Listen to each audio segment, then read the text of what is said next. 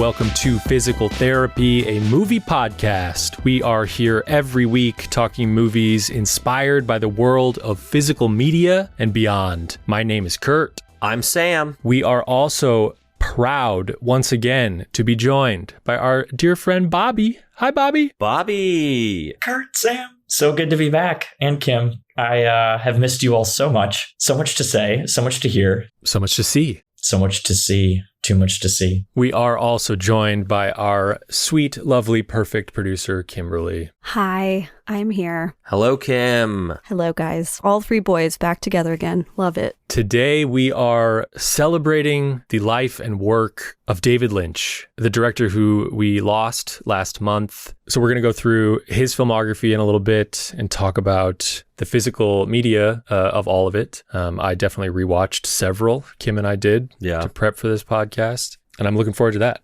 Bobby, let's talk a little bit about the year in movies this past year. This is our first episode with you in 2025. That's true. Yes. I'm putting you on the spot here, but I was just looking for some of your favorites from 2024. Of course. Happy to share. The Brutalist is the best film of the year. Full stop. We've all seen it, I think. Yeah. Great. Have you discussed in great detail? Not on the show. I thought The Brutalist was spectacular. The Brutalist rules. You know, the whole rollout is very self-aware, I guess, of film culture and presentation. Some might say too aware. Yeah, well, surprise, surprise, it works on me. I saw it in 70 mil at the AMC of all places, like he's playing in 70 mil out here in LA at least. And, 15-minute intermission, 3.5-hour movie. It was a 3.5-hour thirst trap of Adrian Brody. Wow. Am I right? Adrian Brody fucking rules. I thought he was great. I really liked The Brutalist until the epilogue. Oh, yeah. I hated the epilogue. I was like, what is this? I fucking hated the epilogue. Yeah. Very divisive. Yeah. But it felt AI generated. It felt like just tacked on. I was like, I don't need this. Some of it was, I think. Yeah. I think what they said was that the AI stuff was used to enhance accents. I read, though, that they use it for the renderings of his work. Interesting. There's a retrospective scene where you're seeing a lot of his designs. Adrian Brody's character plays an architect. That could be false, but I do believe that I read that. Okay. I thought Anora was exceptional. I had a lot of fun with The Substance. I thought some indie, some horror, some blockbusters all did it for me. Everything from Dune 2 to I Saw the TV Glow, things that got Oscar recognition, the Nickel Boys, things that missed out entirely. But it was a fun year. It took a minute to pick up, I think. Mm-hmm. Yeah, it felt like a weird year. It felt stalled at the beginning, and we were kind of waiting for a real centerpiece to the whole conversation. And then Wicked came along and saved us all. I did walk out of Wicked, not because it was bad. Hell yeah. It's just... Hell yeah. Oh, thanks, Sam. I'm so proud of you. My 4K comes this week. Come over. There's a sing-along feature, I think, on it. We can do a live episode. Oh, Christ. I would literally rather throw myself out of a fucking It's just so shrill. It's so shrill. All the major keys. All the major keys. It kills me. Much.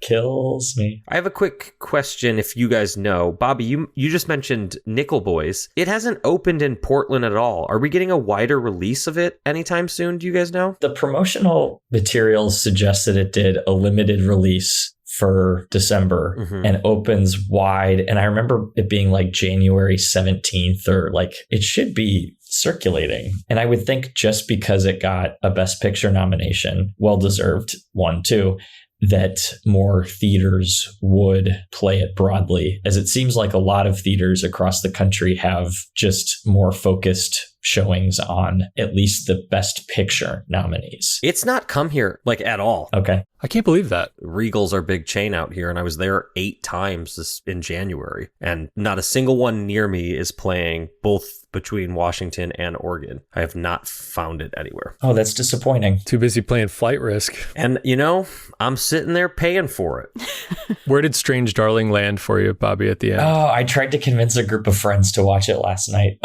It's so high. I really loved it. It didn't crack the top 10 for me, but for me, it was certainly one of the best movie-going experiences I had this year. I had a ton of fun. This is obviously not a 2024 release, but I know Sam has. Bobby, have you seen Companion yet? No, but folks are talking quite a bit about it. So the preview didn't do it for me. Okay. But I really love, is it Sophie Thatcher? Yes. Mm-hmm. I thought Heretic was much better than I anticipated. Yeah. Until the third act, I agree with you. Yeah. But, I was down. I was down to clown around with Hugh, and He's great in it too. that fabulous other actress. Sophie was great, but Chloe East. she was so earnest. And so I was like, I believed every second of her performance. It was quite nice to see. Companion has similar kind of vibes and leaves you with a similar feeling walking out as Strange Darling. It reminded us of that experience. Fun. Okay. Mm-hmm. I'd recommend it. My one issue with Companion, which is not the movie's fault, I'm just really tired of like everything being billed as the next crazy new horror movie. Yeah, And I would say Companion's not a horror movie in any way. I agree. It's satire, isn't it? Yeah. Yeah, it's like a thriller. I honestly don't want to know much about it. And you shouldn't. I think that's the way. Yeah, I hadn't seen anything for it other than the poster, and it was a really fun rollout. Did you see Presence, Mr. Soderbergh's last film? Yes. I'm going to see it on Tuesday, so let's not get crazy. Never. Yeah, I like that too. Me too. Me too as well. And of course, just to round out the year, we've got Amelia Perez and Conclave, which were just so bafflingly bad for me. Okay. I'm seeing Amelia Perez on February 21st, and I couldn't care any less. Yeah, I actually enjoyed watching it. Mhm. It actually is not fair of me to lump those two movies together because one, Conclave, is much worse and more offensive. Really? I haven't seen that. I really want to. Oh God. As a Catholic, go watch it. Not because it did misrepresent, but I was like, okay, none of you are Catholic. And it's a story that's invented. So it's not even based on a true story. Right. And it's so goddamn boring. Yeah, who would have guessed that the Pope thriller sucks? It sucked. I was like, my God, there's so much stuff that you can cover that's true that is way more interesting. I don't know if they had to, really tailor to a under PG audience, but It's PG, totally. Yeah. so it doesn't even get gnarly. No. And it's lazy. It's so lazy. Lazy filmmaking. No, spoiler, it doesn't get gnarly. Isabella Rossellini? Dude, I heard Isabella. Sam? Oh no, what's coming? What's Sam. coming? Yeah, I hear you. Come on. This is a good segue, actually. I heard Isabella Rossellini recreates the scene outside of Kyle MacLachlan's house in Blue Velvet. Oh, in God. Conclave. Essentially. He put his evil in me. Oh my God. I am seeing Amelia Perez in 35, Oh. which I think will be cool. Netflix is doing that? Yeah, at least the Hollywood theater out here in Portland's getting a 35 millimeter print of it. The only person I have heard be positive about it is my mother. And I love my mother. So shout out Mo. It's a movie for moms. I was sent a clip from it on Instagram the other day from one of the dance numbers and song numbers. And I made it about 4 seconds into it till I was like, this fucking blows so hard. And you're going to go see it? Yeah, can't wait. Did you know, Sam, that it's the director of Sisters Brothers? Prophet? And A Prophet? Yeah. Jacques Audiard. So I've never seen Sisters Brothers. Oh shit, it's so good. But Kurt and I saw A Prophet in theaters together in LA, literally right as we moved there. And then at that time, Kim was working on the Sony lot and she got us in one day so Kurt and I could go buy a bunch of Blu-rays Discount. at their discounted Oh my gosh. rate. Stop. And I bought A Prophet on Blu-ray from the Sony lot. Wow. Oh, Shout out to Sony. yeah, that's incredible. A great gift shop. Theirs and Paramount's are excellent gift shops. Paramount's is great. And Bobby, you worked at Paramount, right? I did. I worked at Paramount. You had access? Damn.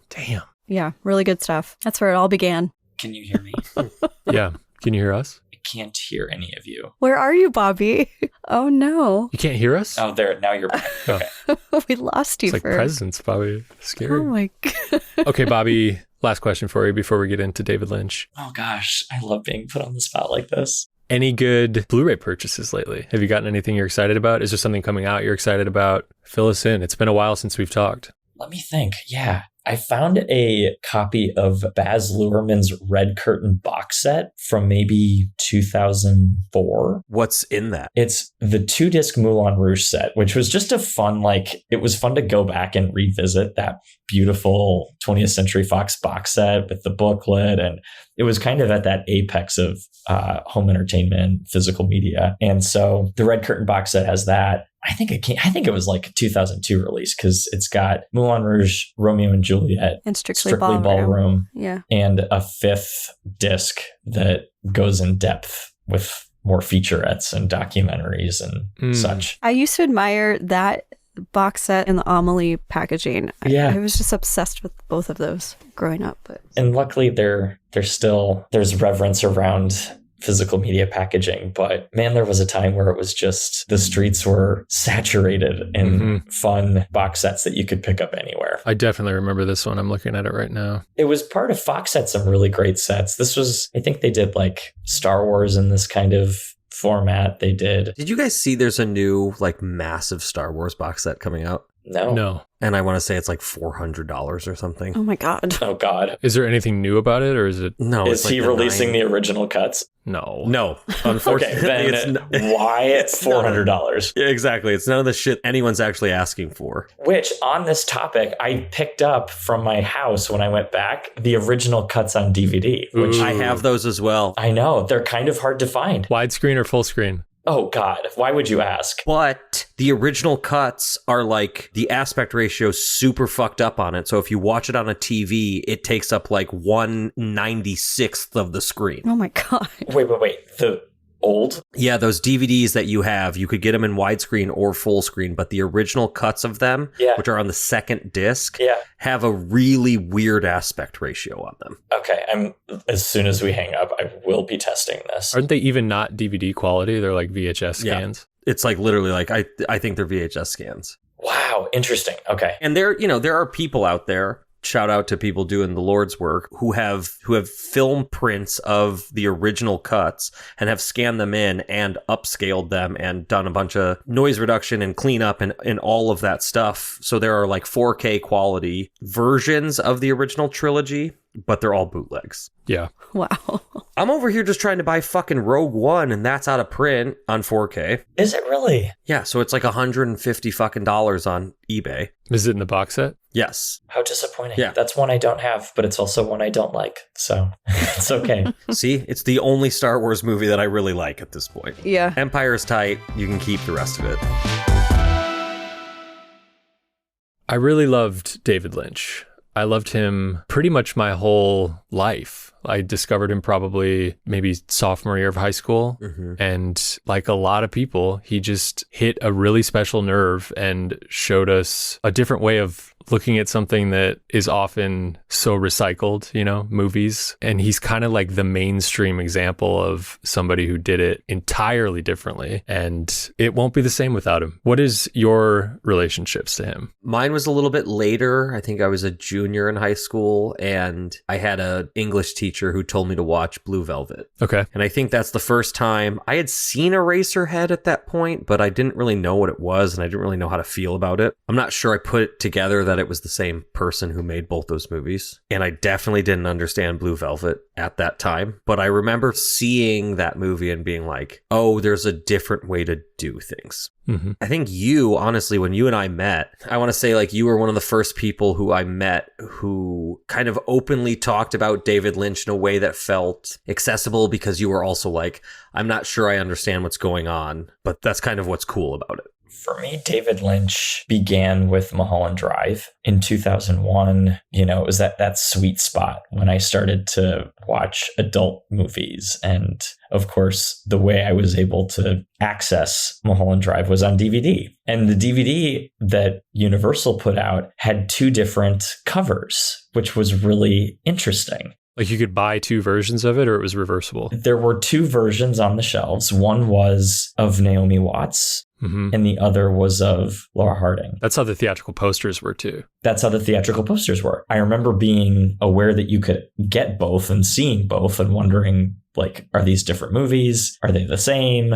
Why do they have different covers? Where would I get one over the other? Like, it was me being aware of what merchandising and marketing looked like. Yeah. And so then eventually seeing it and opening it up and having clues to the 10 clues for watching Mulholland Drive. Yeah, I remember reading that. For me, it was so alluring and kind of scary. And then watching the movie and of course, A, not understanding any of it, and B, being really terrified and seduced the whole time was so profound. And so, of course, from there, I consumed as much as I could all the time. And so, yeah, like Kurt, Lynch has been such an elemental part in me understanding what fear looks like and what confusion and sadness look like, and also humor all existing at the same time. I totally forgot about that 10 clues. Mm-hmm. The 10 clues, yeah. Yeah. We just watched Mulholland Drive the other night, and I was thinking a lot about the very beginning of the movie, which is this sort of composites of multiple couples swing dancing across like a bright blue background, and it's kind of superimpositions of like Naomi Watts' face, and it's just this very like bubbly but strange opening minute of this movie. And I'm looking at this clue list right now, and the first one is: pay particular attention in the beginning of the film. At least 2 clues are revealed before the credits.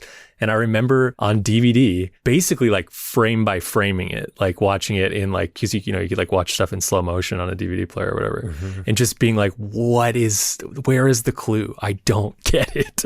I toiled to try to understand what those answers were. Because even the clues are like... Yeah, the clues are as mysterious as the movie itself. They don't really help. It was a great early example of physical media for me, of just being able to continue returning to something and like looking at it again and trying to open it up. Understand. Yeah. Yeah, I feel like if I remember correctly, it was like the lobby card included in the DVD. Mm-hmm. And I feel like one side had scene selection, like the names of the scenes and stuff, and then the other side were the 10 clues to watching Mulholland Drive. Well, actually, that was a point I was going to say, is that to Kurt's point, the 10 clues, watching them and scrutinizing over them and watching it frame by frame was such a challenge. And I tried to do it with all of those clues and beyond, but his movies didn't have chapters. Yep. Oh, yeah, that's right. That's right. You couldn't watch, like, it was always so, like, I knew his movies so well because I had to move through every single part of it all the time to access. And I still have to do that, and drives me nuts because even since he's passed, I've gone back to watch my favorite moments, and it really forces me to like pinpoint something in his world that is so specific, and you have to kind of consume it all if you go that deep. For listeners, this is like a DVD chapter markers on DVDs and Blu-rays and 4Ks where it's, every several scenes you can skip right to it. But Lynch's work has always avoided that as an option to basically, I guess, encourage, sitting down and taking it in. Like the full watch of something. Yeah. He even tells you he tells the viewer or the cinema projectionist how to set the various sound and visual levels for each of these movies, which I always think is hilarious and a mark of a true auteur. He was a creative force that made me think and made me feel, and I really enjoyed knowing that he was just there in LA, reading the weather or telling me what the number of the day was. I'm not going to sit here and say that I've always responded to his work completely. I've struggled with Inland Empire.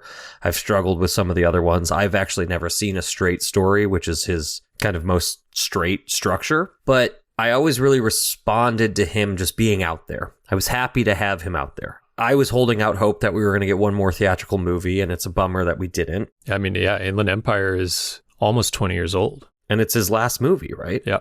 For me, my favorite thing about David Lynch, I've made a lot of shorts and things in my life and direct professionally for a living. And I think there's a lot of people who, Sam, you could probably relate from film school. Along the way, there are a lot of people kind of replicating him or emulating weird in a way that's like, quote unquote, Lynchian. He never personally was doing things that inspired me to like try and recreate or adopt in my own style or something, but sure, he was maybe more than anyone inspired me to just create in general. Like he had such an infectious artistic kind of outlook and output. He was a painter, he was a musician, you name it. I mean, I think he sculpted, I think he designed furniture, I think he did pretty much everything you can do, and lived, quote unquote, the art life, which is something he said, I think, and there's a documentary about him called The Art Life. And, I look back at a young version of me who had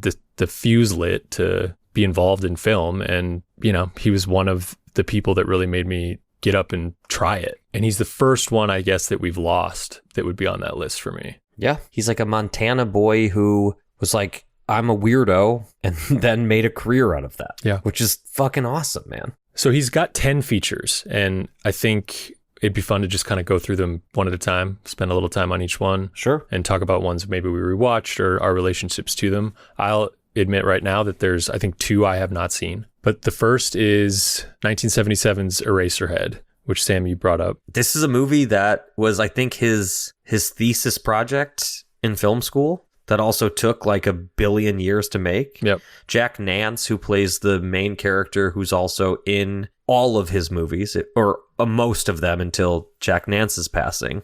But there's a scene in which he opens a door, and from the time that he grabs the handle to the door opening, Jack Nance, the actor, has aged 5 years. Oh, wow. Yeah. Just because they kept losing funding, and yeah, they had to secure funds when they could and all that. But it's about the fears of parenthood, ultimately. And what do you do if that baby's a mutant? And it also assembled so many of his key players too. Like, to your point, Sam, Nance, Jack Fisk, I think his production designer, was brought on board at this time. So it was kind of the beginning of a whole team of creatives that established this new mode of storytelling. And it's been fun to see that kind of echo throughout all their collaborations. And this was like a midnight movie that took a long time to kind of get popular, but it developed a real cult following. Why I knew about this movie is because I used to, being a physical media fiend, like I used to go to Best Buy and just kind of sit myself in the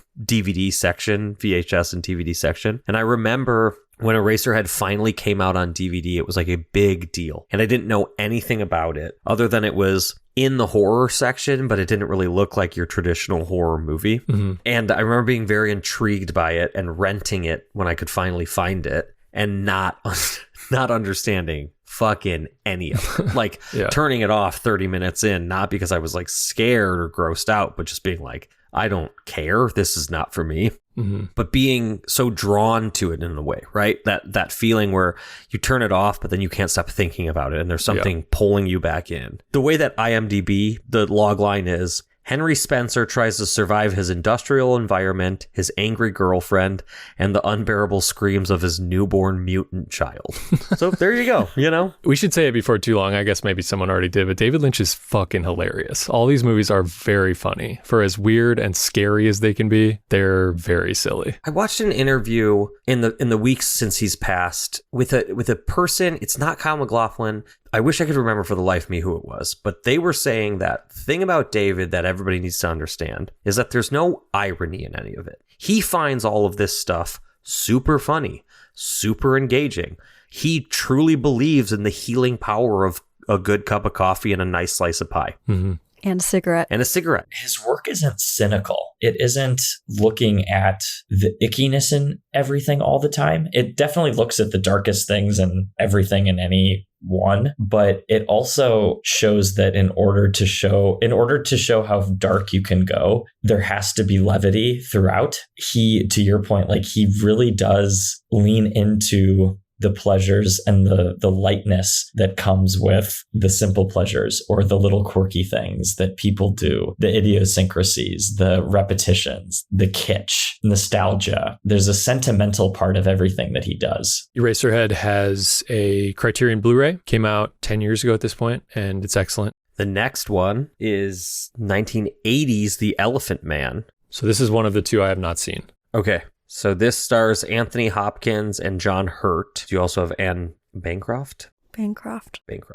Do you guys have this one? This is a Criterion Blu-ray. I do. I don't have this, honestly. I just pre-ordered the 4K from Studio Canal off Orbit, and it's arriving soon, but has not gotten here yet. I've only streamed this once. I streamed it when I was in college on Netflix very early on in their streaming capabilities, but that was the only time that I've seen it. I watched it with my dad after I saw Mulholland Drive, because I was obviously deep in his filmography. And I remember asking my dad about it and him being like, oh yeah, it's a really touching movie, true story biopic of a man born with a severe physical deformity and how he overcomes it intellectually, professionally, personally. And it's about his relationship with his mentor, or I believe it's the doctor who really advocates for him being an integrated member of society. It's an interesting one among the other Lynch films in the... It's his most classical, I feel. Yeah, it's a Paramount film. It's produced by Mel Brooks,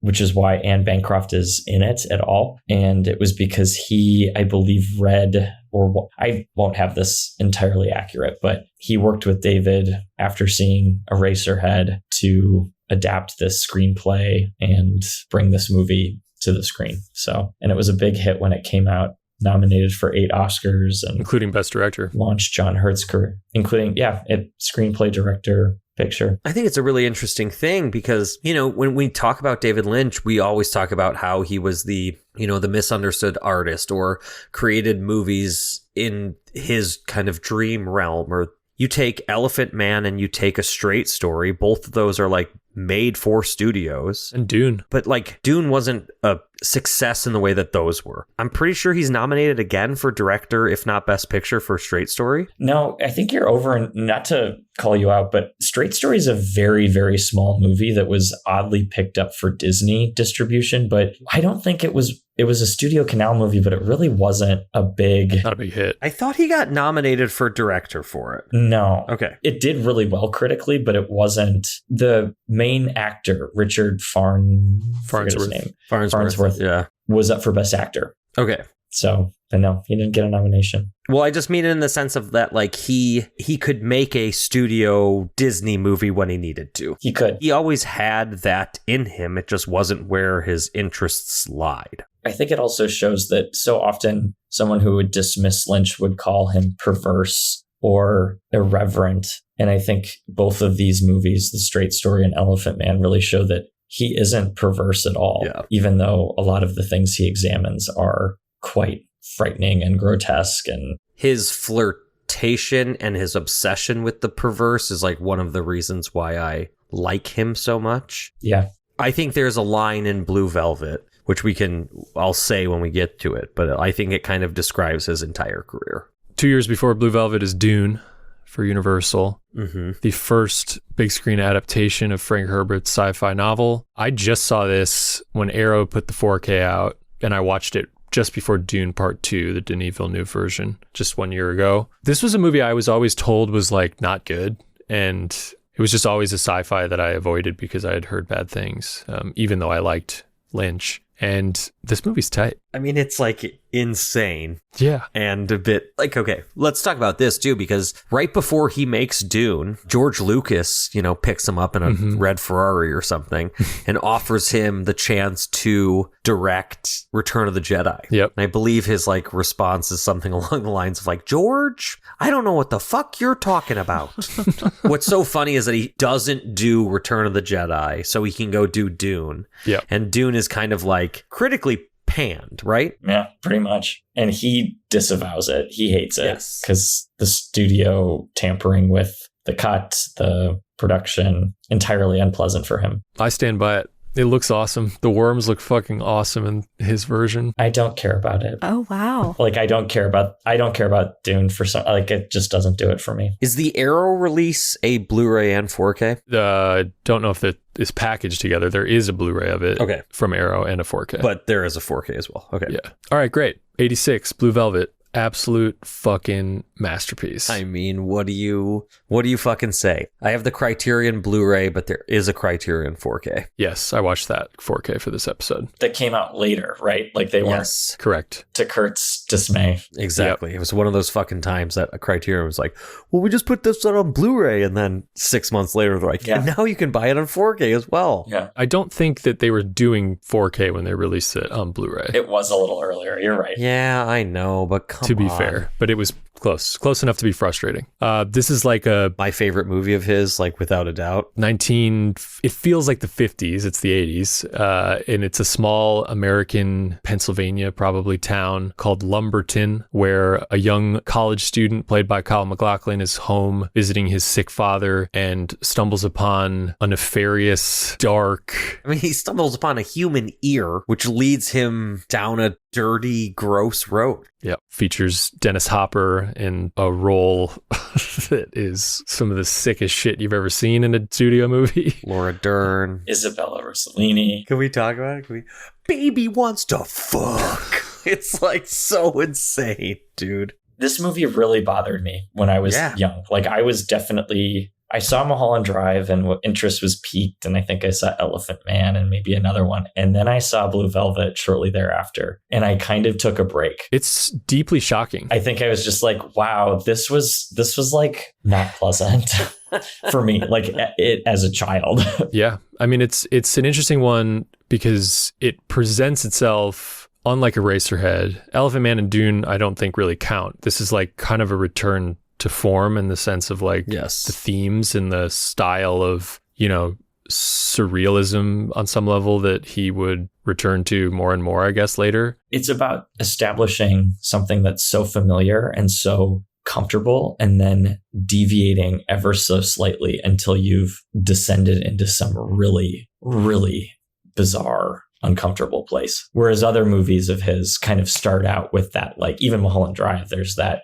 For as traditional as it... You're never safe. No, there's an element where the point of view, your point of view, is already troubled, clouded, complicated. So yeah, I feel like the juxtaposition of safety and shit you've never imagined seeing in a movie made this really hit for people. The line that I was talking about earlier, the one that kind of stuck with me through all of this, is that Laura Dern at one point turns to Kyle MacLachlan and she says, "I can't tell if you're a pervert or a detective." That's for me to know and you to find out. That is like the entire Lynchian study. Like that's his whole thing, is that these two worlds exist together and flow into one another. We're all kind of just there to pick a side in one way or the other, or to exist in the gray. And I think that David Lynch, like the same way that he loved a, nice cup of coffee and a nice slice of pie, was also like, what if there was a guy, huffing nitrous and screaming, "Baby wants to fuck"? Like those two worlds can exist within themselves. And Blue Velvet paints that picture so vividly. Well, and also the role of a voyeur, someone who's watching something that's so violent, and it's all about how far you're watching and to what point you engage and either participate or like save, redirect. And to me, that's what Blue Velvet is you have Kyle MacLachlan watching these really terrifying things unfold through the blinds, right? And being essentially pushed into this space, and him as a child dealing with, okay, how do I participate in this world that's so beyond me? And what do I do with my desires that don't fit into the Norman Rockwell of it all? What I really liked in this latest viewing is how in the opening scene, how it's just like paints this picturesque neighborhood, and then the camera goes underneath the ground. And you descend into the darkness and just like bugs eating each other. And it's just like, just like that American psyche of perfection. But there's all this hidden anger and desire. And, we're all just kind of eating each other. Anyway, I thought it's really strong. And then it ends with the bird. That animatronic suitable for Disney. Oh, it's so funny. It's perfect. It's so good, dude. It's a great 4K. It was fun to see it that way. There's a lot of great color in this movie. That especially looked amazing. And just like incredible performances. Oh, yeah. I mean, my God. Dennis Hopper is, you got to see it to believe it. Come on. Heineken, fuck that shit. Pabst Blue Ribbon. This is the funniest thing David Lynch has ever written in his entire fucking life.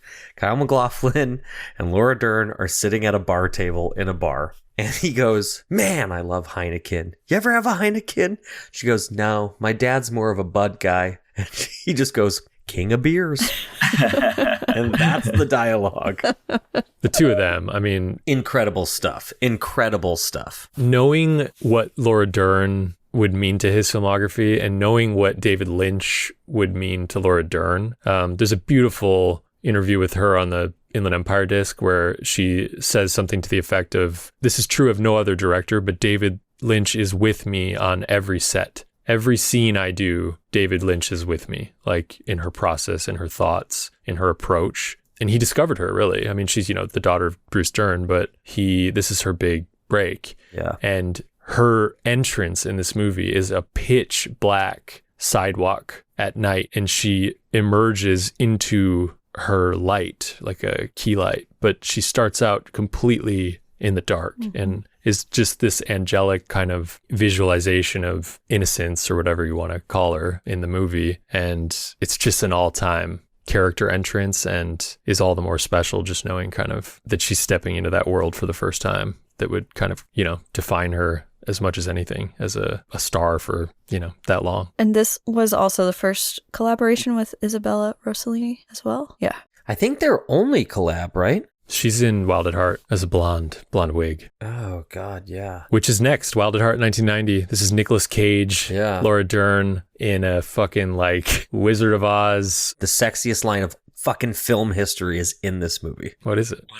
You got me, Laura Dern says it to absolutely. Nick Cage. Say it. You got me hotter than Georgia asphalt down there. You got me hotter than Georgia asphalt down there. God damn it, dude. Are you kidding me? Nick Cage is basically like wearing a snakeskin jacket and doing an Elvis Presley impression this entire movie. And Laura Dern's like a blonde, but she's in all black the entire time. She looks incredible. Okay, Sam, cool it. Oh, shut up, Kim. Diane Ladd. Oh my God. Laura Dern's mama. Laura Dern and Nicolas Cage are just so in love with each other and so hot for each other in this movie. And they're on the run, essentially, after Nicolas Cage kills Laura Dern's mother's boyfriend in self-defense. And they're being chased down by various hitmen, and Willem Dafoe come across a character played by Willem Dafoe who is like snake personified, so slippery and slimy and gross, and it's fun. Kim, we watched it. You had not seen this one.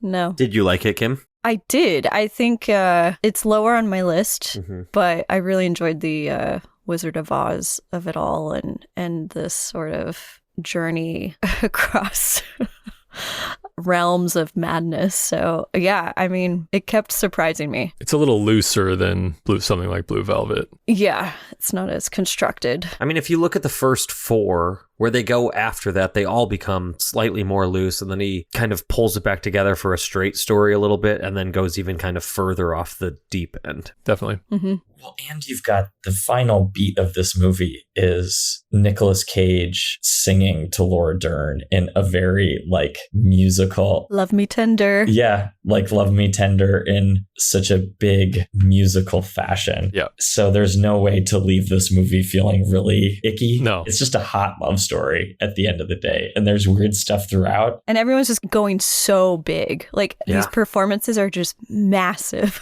Like there is no like any limitation. It is just like every scene is just 1,000%. I think Diane Ladd is like a comedic genius in this movie. I was like, her trying to do this stuff with David Lynch like a foot away. Yeah. Like the like, stuff with the lipstick. Yeah. Wild. Yeah. She becomes the Wicked Witch with this. Yeah. Anyway, it's just fantastic. Yeah. His Palme d'Or winner too. I have a Shout Factory Blu-ray of that. No 4K. It's also a 4K? No, this one's not on 4K. Not in the United States anyways. I have the Twilight Time Blu-ray of this. Wow. I forgot about that one. Yeah. They like printed like 2,000 or something. I think at this point they're all out of print, or it's just hard to find Wild at Heart right now. Wow. Even the Shout one? Yeah. I think a lot of stuff's hard to find at the moment just since we just lost him, but they were all pretty expensive when I looked at them today.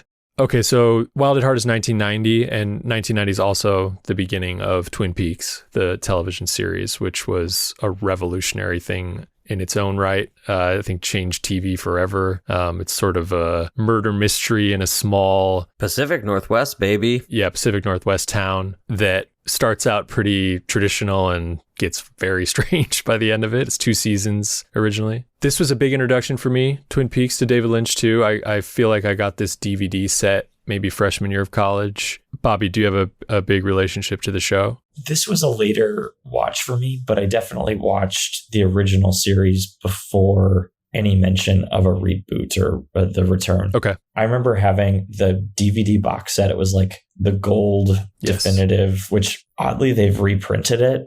Like you can get it at Barnes & Noble right now. But that's what I had. And I remember watching it and really liking it. I've always gravitated towards the more surreal, frightening elements of his body of work. So for me, things like Elephant Man and even Blue Velvet to an extent aren't as interesting to me. Okay. Mhm. And so Twin Peaks, when it got really interesting to me, was at the very end. Yeah. Oddly, when David Lynch was less involved in the creative process. I really liked it. But for me, it was still a separate entity from his movies. Like I looked at it differently. I held it differently. But it was really once The Return came into play when it sort of merged or was enveloped in the rest of his, filmography for me. I thought the quirky stuff, I thought it was a little dated.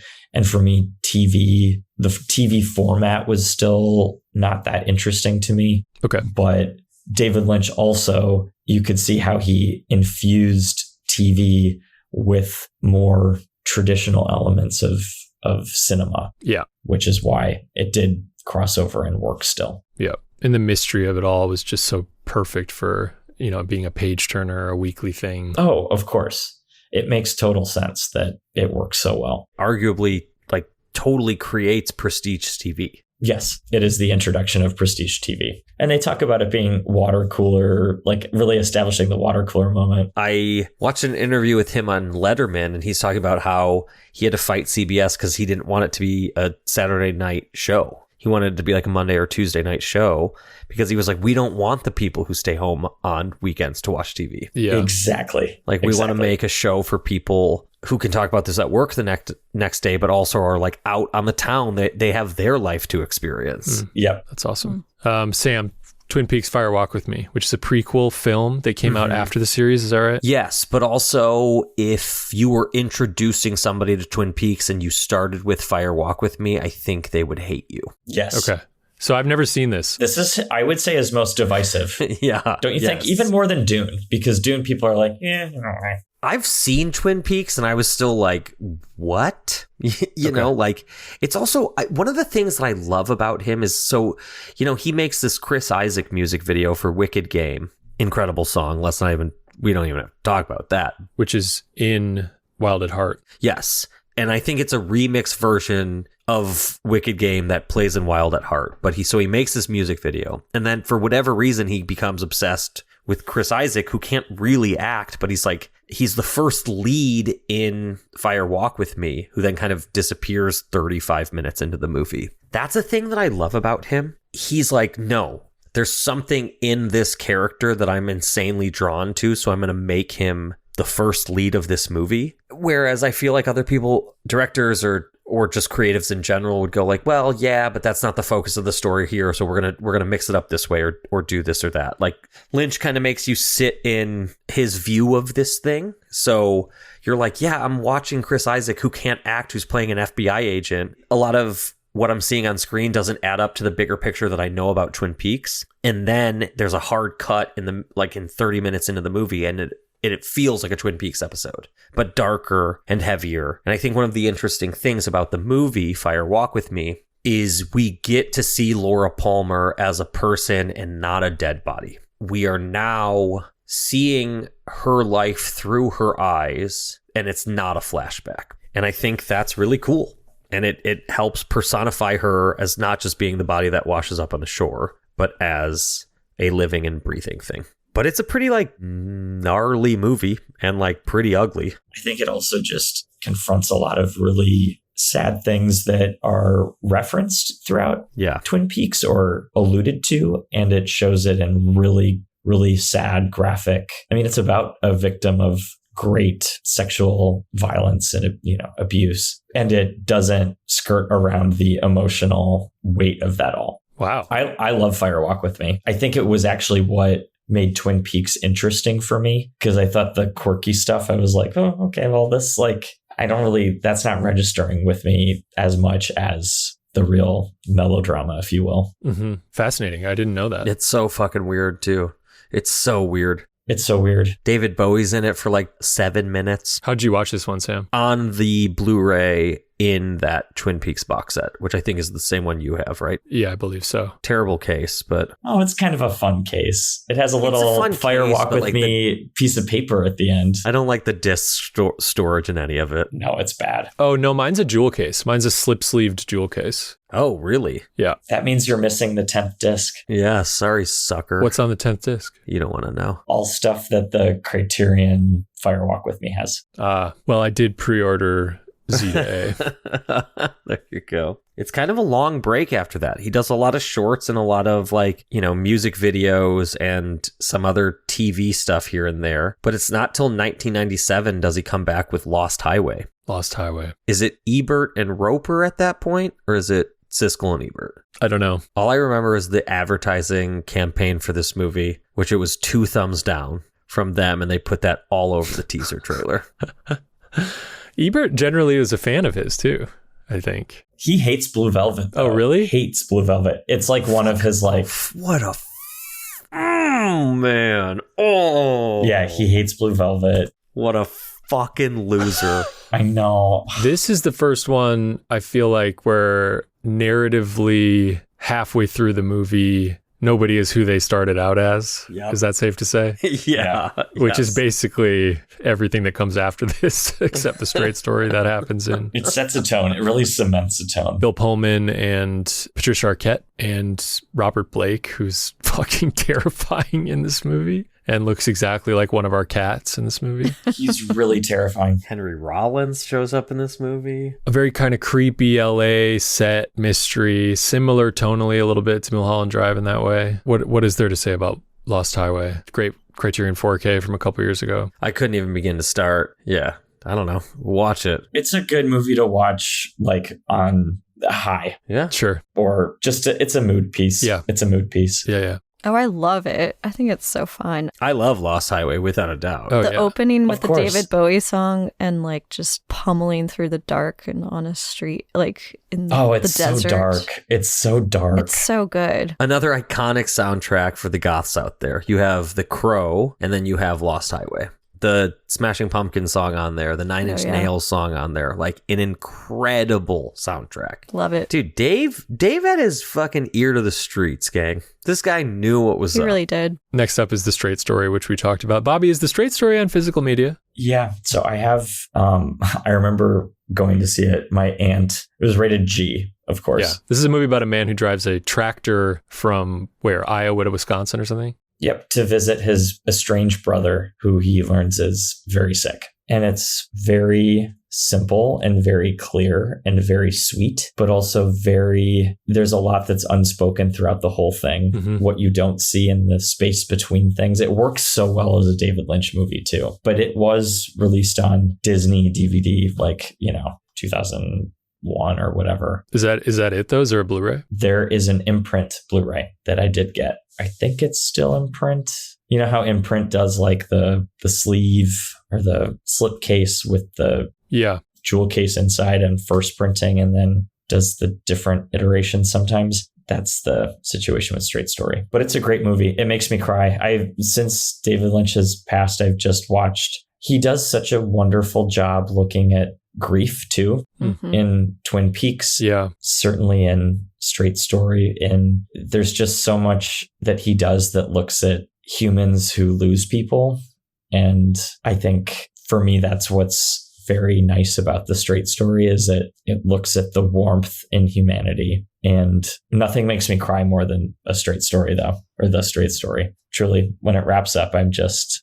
Yeah. I've never seen it. I really, really, really want to. You would love it, Sam, because I think even people that don't understand David Lynch or how funny he is would kind of see the movie as being very boring. Not dull, just not very complicated. But for someone that understands that David Lynch operates on so many different wavelengths and kinds of humor. And it's nice because everything about it is so clean and so uncomplicated that those nuances of his dialogue and his direction and how he works with people is just miraculous. So yeah, try to see it if you can. It's one of my favorites. And Sissy Spacek is in it too. Yeah. She's so good. Wife of Jack Fisk, his longtime production designer. Yeah. It's nice to just see that like collaboration hit throughout, because he's collaborated with so many people over and over. And Harry Dean. 2 Stephen King greats in this. Really? Well, Sissy from Carrie, and then Richard Farnsworth from Misery. Yeah. Yeah. Come on, dog. He's so great in Misery. Oh, he's so great in Misery. Next is 2001's Mulholland Drive, which we spoke a little bit about the disc. You and Kim just rewatched this. What are your, what do you pull from it? What's it about? What isn't it about? I think Mulholland Drive is just one of the great Hollywood movies about losing your soul and your mind in this magical town we call home. It's the best. With this watch, I was like, oh my God. We're fucking jaded. I know this movie makes so much sense to me. I didn't, when I first watched it didn't make sense, and now it makes so much sense to me. I still don't know what the 10 clues mean or what, half of this shit I don't think is about. It matters. I think, it paints an amazing portrait of this town and the allure of it and the trappings of it and its topography, the history even of it. Like another incredible soundtrack. I mean, music is such an important, huge part of every David Lynch project. Which we haven't talked about his composer, Angelo, who also passed not that long ago. Yeah. But the score and the, diegetic music, or I think the I Told Every Little Star scene in Mulholland Drive is one of his best directed scenes. The eye contact in that scene. Yeah. Mm-hmm. She's just staring into the camera when it starts and then it pulls back. Oh, it's so fucking good, dude. It's so good. To think that it started as a TV pilot too.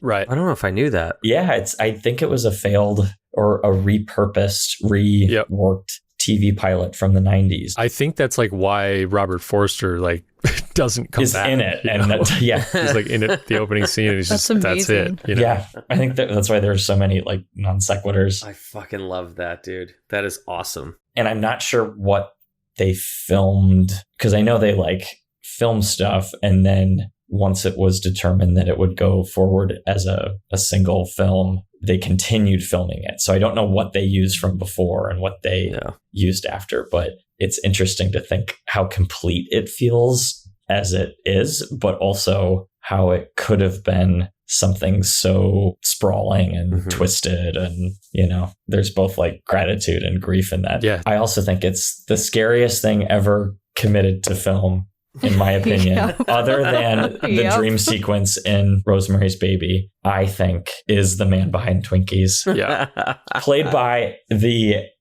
female actor who was cast as the nun in the Conjuring universe. That's what I thought. Okay. Yeah. Wow. Yeah. Wow. That's amazing. I think she's Argentine or something, but I mean, that's a vivid memory of being however old I was, renting that movie from Blockbuster, watching it alone at night.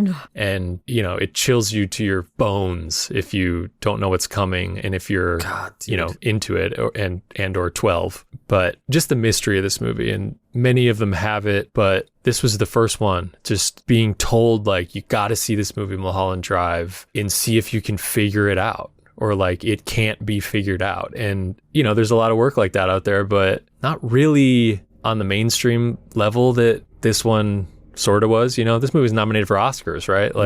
A singular Oscar, just Best Director. But it was available at Blockbuster.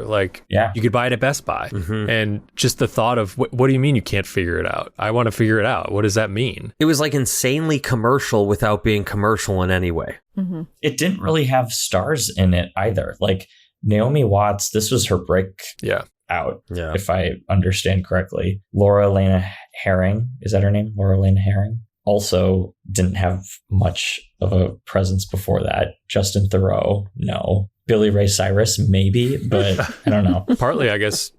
I'm not sure if who was involved in the TV pilot or who wasn't, but presumably that has something to do with it. The fact that it was cast for television on some level, or some of it was. Naomi tells an incredible story. It must have been when they were working on the next movie that will come up. But she tells a story about how he looked at her at one point and he goes, "Naomi, anybody who sits in the palm of King Kong is a star for life."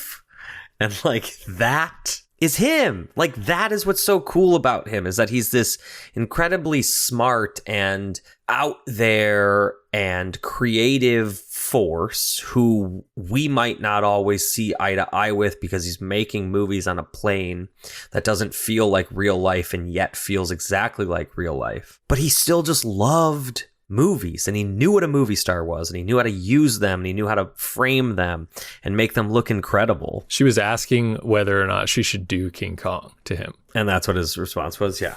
Amazing, dude. Amazing. He didn't work like combatively outside of the system with like a chip on his shoulder about the studio system and how wrong Hollywood is, and I'm going to do it differently. It was like, you could see how obsessed he was with it all, but he was going to do it his way. Yeah. It wasn't a divorce from it. It was like, oh, how do I do it? How do I like, I'm not going to do it my own way. Like, I want to try to do it that way, but the only way I know how. And that, I think, is what's so special about him. And even like him as his own like character figure, persona, movie star himself, being in Twin Peaks, having cameos and other things, The Fabelmans, like these are things like he himself is a star. Absolutely. I digress. But the thing I love about David Lynch, and what makes me sad about his passing, less so that he isn't going to be creating things anymore, but just so many people in his universe loved him so much and worked with him so much. He must have been a good person. Yeah. As someone who doesn't know him, but the fact that Naomi Watts, Laura Dern, Kyle MacLachlan, like all these people, you look at the cast of Twin Peaks. I mean, we shouldn't even touch talking about The Return at this point, just because what is a magnum opus or a send off to someone's career than assembling every single person he's worked with. Yeah. Anyway, I get ahead of myself. Should we talk about Inland Empire? Yeah. We should. The last of the films, 2006's Inland Empire. This is a 3-hour movie shot digitally over the course of, I think, 3 years without a script. And by digitally, I mean like, early 2000s standard definition. And this one is loosely about an actress played by Laura Dern who is making a film that is thought to be cursed and sort of slowly starts losing the lines between herself, her character, and everything reality. Else, pretty much. Yeah, everything else. Yeah. Reality goes out the window. It's fair to say this is his most experimental. Absolutely. Even just formally with the technology he uses and the process. Yep. Yeah, just every really aspect of it. It's like, it cuts to a rabbit like sitcom soap opera at one point. Like, it has a Polish like B plot. Yeah. Like a B plot that collides with the A plot. Sort of. Yeah, it's so sort of.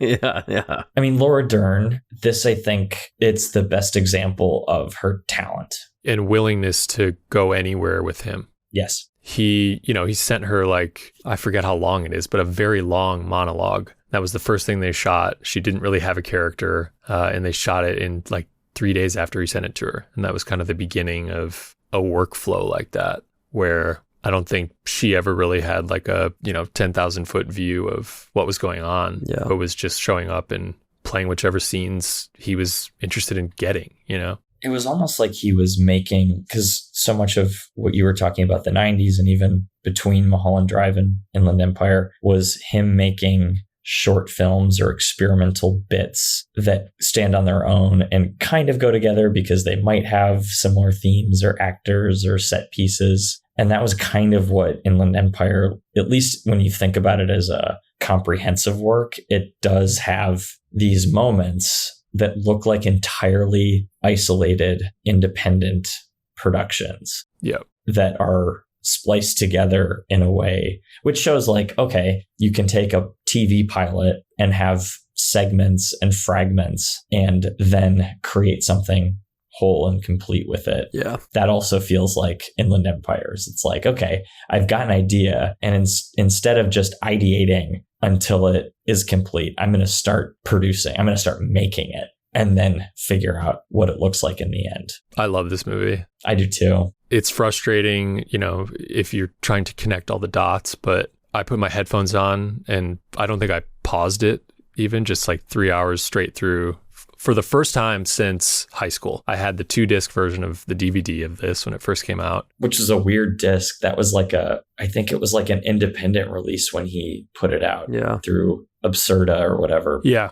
that's right. And it had all these like short films with it too that Criterion's put out as well. And like 70 minutes of lost scenes, there's tons of content. I remember borrowing this DVD from you. Oh, really? Yeah. Like you lent me this the only time that I've ever seen it, honestly. I was like, here, figure this out. Yeah.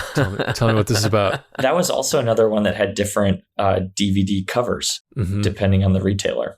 I think there were like 3 or 4 different covers. But if you're willing to sort of surrender your logic, if you will, to the visual experience of this movie, within it, there are scenes and sequences that do string together. There's scenes on their own, which are just incredible, or like hour-long stretches where it feels like there's 1 hour-long stretch, I should say, where it sort of feels like it's going somewhere that feels traditional, which in its own right is very spooky and once again about like a Hollywood production. And I think, Fabi, you said that is it Winky's man? The man behind Winky's? Is that the name of The man behind Winky's. Is there something scarier that I'm forgetting? With my headphones on, this movie had the biggest jump scare I've ever seen in my whole life. Is it the face? Yes. Okay. It's the face. Oh my God. Ripley, our cat, was in my lap and I screamed like I was in a nightmare. Like Kim came running in. My cat went flying off. I was screaming. He screamed. He scared me, so I screamed. We all screamed. We all screamed in different ways because of it. It's amazing. But yeah, the rabbits, the distorted faces, all the shit on like Hollywood Boulevard. Grace Zabriskie, who we haven't mentioned yet, one of his like, regular actress collaborators. Muses. Who used to live right behind me. Really? In my last apartment. Like her house was right behind my apartment building. And one time I started taking the trash out and like my heart froze. Like I was terrified because she's so scary in this movie. She's so scary. God love her. There are so many things in this movie that are just enchanting and haunting and sweet. It rules. I'm so glad Criterion put it out. I really need to pick this up. It's been on my Criterion list forever. I've been wanting to rewatch it, especially since his passing, and now seems like the time. Can I tell you though, Criterion's release? But maybe this is I'm trying to reconcile this in my mind because I have all the David Lynch movies I can hold. Oh, it's a different case, right? Oh my God, Sam. Oh my God. But I'm like, okay, maybe this is a choice because it's filmed on a different format and like a 35 millimeter is different than video. And I want it, like, you could round this out so well, Criterion. You can complete it. You can do it. And then they pick a jewel case. And I prefer jewel cases. I really do. But every other one of his movies is not a jewel case. Every single other one is not a jewel case. Wait, what is his other movies in? Like Blue Velvet's like a cardboard kind of paper case. Lost Highway's the same way. All of them. All of them. They look beautiful together on a shelf, except for Inland Empire. I'm like, what the fuck? Why would you do that? This is one of those times where it's like they did that just to piss you off. They did. They absolutely did. They got your number, dude. They got your fucking number. I was like, do you know how many versions of the Elephant Man I had to find to find that perfect box set without blemishes? And then you deliver a fucking jewel case at the end? How dare you? How dare you? Wow. That's upsetting. There it is. Those are his movies. That's what we're here to talk about. Twin Peaks: The Return is coming out in a big box set with the original Twin Peaks series, Fire Walk with Me. I believe the pilot of the original Twin Peaks and then maybe the first and last episode of The Return are in 4K on that set. Yes. Well, the most famous episode 8, Got a Light, is also on 4K. Is that the original series? No. No, the new Return. series. Oh, cool. Yeah. Cool. Okay. Of The Return. You have not seen The Return? I've not seen any of it. I don't think Kirk has. None of you have? No. And I look forward to it, but I need to go through the original again. Me too. That's what stopped me the first time. That's what stops me from seeing Fire Walk with Me. I've only seen the original, TV series, but it's been since college. And so I've always wanted a refresher before I touch it again. Oh, I'm so excited for you to see it for the first time. I often think, oh, what if I could just see it all again for the first time? Yeah. Hell yeah. No, The Return is truly I think the greatest piece of television, the magnum opus of Lynch's career. It's just my favorite thing. Wow. It's my favorite thing. Enjoy. We will miss David Lynch. Truly. What a master at just being himself. What else to say? I don't know. You want to know what my favorite David Lynch thing is?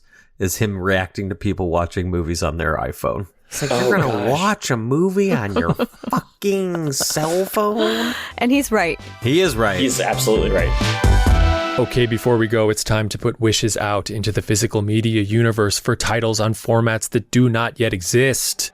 Gentlemen, I wish for a 4K version of David Lynch's A Straight Story. I wish for Criterion re-release on Blu-ray of Spellbound. I wish for a 4K from Shout Factory of When Harry Met Sally. Thank you.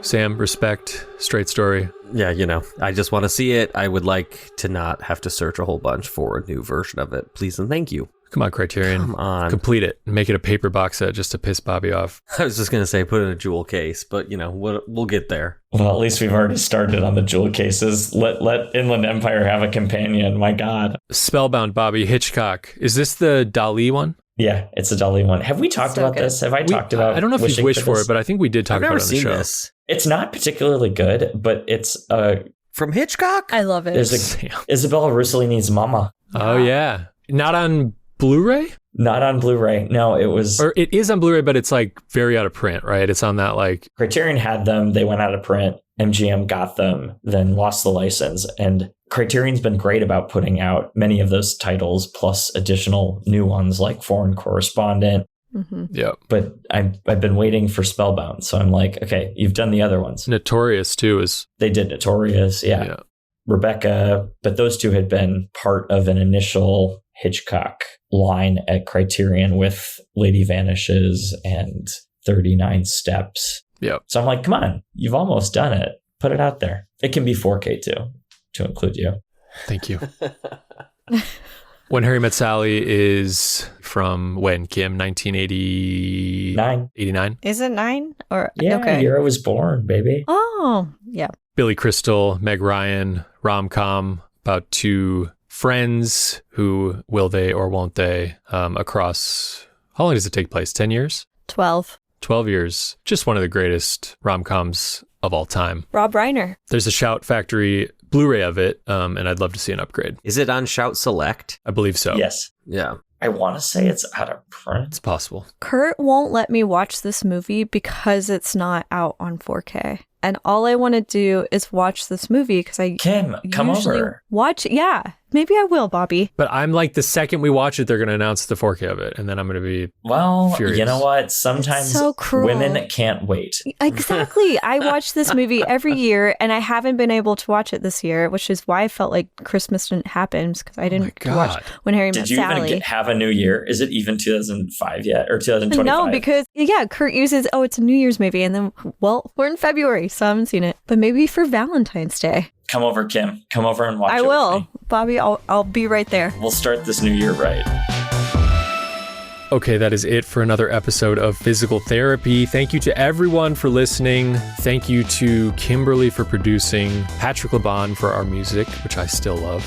Me too. We love it. Samuel. Thank you to David Lynch, honestly. Thank you to David Lynch. Thank you, Bobby. Thank you. What a delight to have Bobby the return. It's been so fun being back. Thank you. Z to A, Bobby returns. If anyone can tell us the clues inside of the first 2 minutes of Mulholland Drive, please reach out.